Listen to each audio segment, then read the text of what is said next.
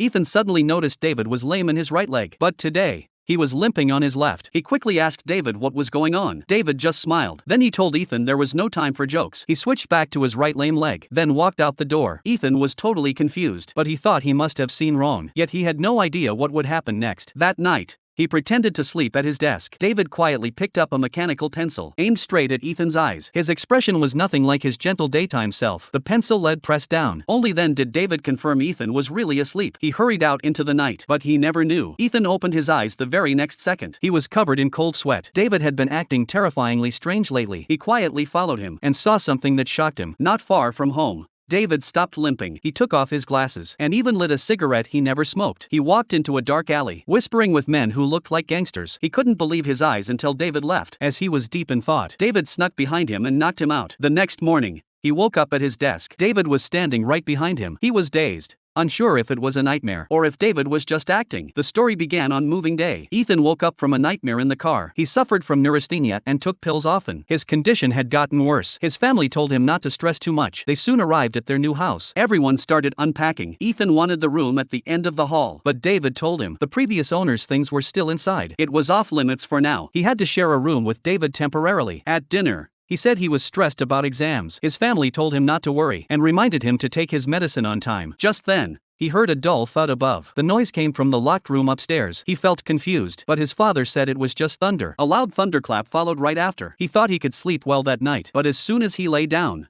he heard strange sounds. David was fast asleep. He had to check alone. The sound came from the locked room. He was about to open the door when David suddenly appeared and scared him. David pressed his ear to the door but heard nothing. Ethan insisted he really heard something. David sighed. He took Ethan outside with an umbrella for fresh air. Ethan turned to thank him. For a year, David had always calmed his anxiety. Then David got a phone call. His father couldn't find some documents and needed help. But David hadn't walked far when a group of men stopped him. They pinned him to the ground without saying a word. By the time Ethan caught up, it was too late. The men roughly threw David into a car and drove off. Ethan memorized the license plate quickly. He told his parents right away, then collapsed and fainted. When he woke up, his parents had called the police. The police told him they'd investigated. The license plate didn't exist in the whole city. They suspected Ethan had drug-induced hallucinations. This made Ethan extremely angry. His father ended the talk early, afraid he'd lose control. After that, police came every day, but found no sign of David. Unexpectedly, on the 8th day of David's disappearance, he came back. He was unhurt but had no memory of being kidnapped. Doctors said it was dissociative disorder. Some people erase painful memories to protect themselves. From that moment, David started acting strange.